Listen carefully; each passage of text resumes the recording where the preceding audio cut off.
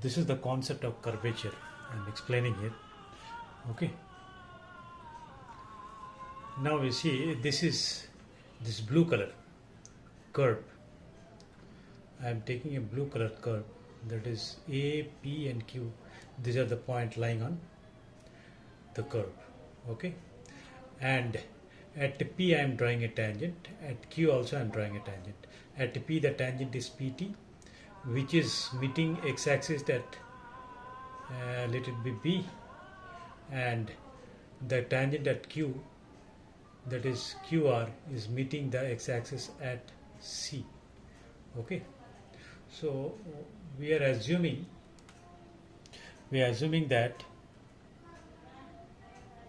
AP, the length of AP, A is a fixed point. I have fixed that point, and I am taking with respect to A, I am taking the different distances. Okay. So curve length AP I am taking it as S, and Q is very close to P. Okay. Just for understanding purpose, we have enlarged that. Okay. We have magnified the diagram. So but P and Q are very close to each other. Okay. So this AQ length is nothing but S plus delta S. Okay. S plus delta S. So what will be the PQ length?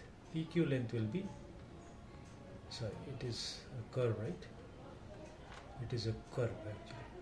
Curve PQ length will be delta S. Okay. Now tangent at P is making phi psi with the, sorry, this is phi, yeah, this phi angle with the x-axis, positive direction of x-axis, anti-clockwise direction. Okay. Anti-clockwise direction is always in geometry, the anti-clockwise angle is called as positive angle and clockwise angle is called the negative angle. So this is the positive angle. Okay.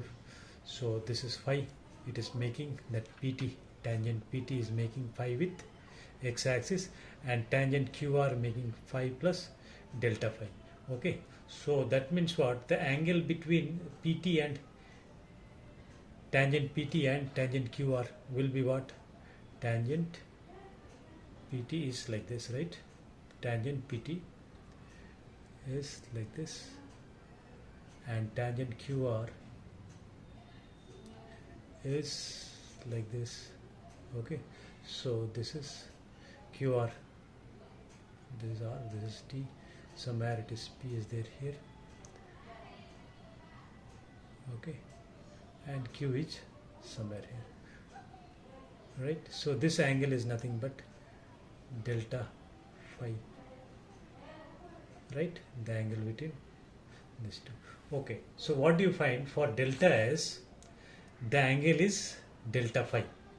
When we are changing the distance, the curvature distance, the length of the arc, when we are changing to delta S, it is angle is delta phi. It is changing, the angle is changing from phi to phi plus delta phi. That means delta phi is the net increment in the angle, right? So for unit length, how much will be the angle change will be there? How much angle will change?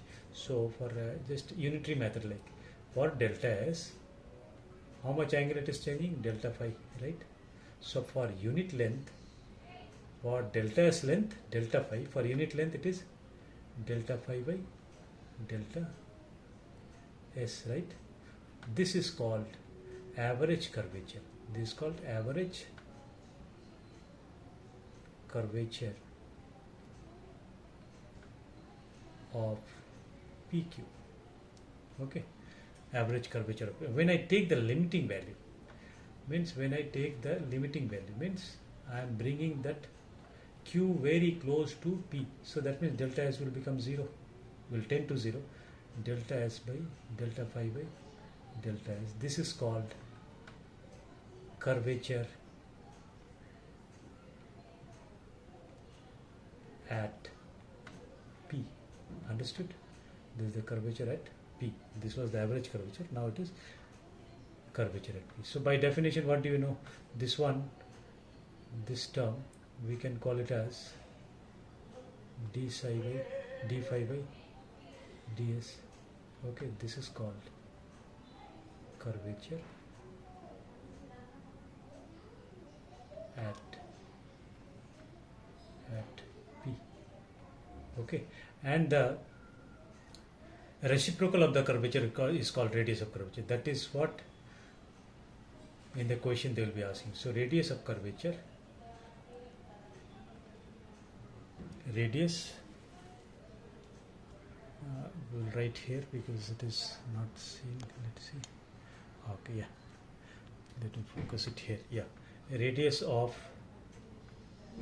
curvature, radius of curvature we denote it by rho. Okay, so rho will be reciprocal, means 1 by curvature, 1 by curvature. So finally we'll be getting radius of curvature rho is equal to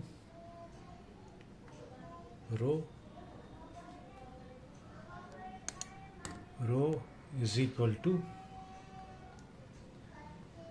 reciprocal means ds by d. Okay, this is what the radius of curvature. So this, the equation for radius of curvature we will do in the next class. Okay, so this, hope you have understood it, what is curvature. Okay, this is the concept of curvature. Okay, yes, thank you.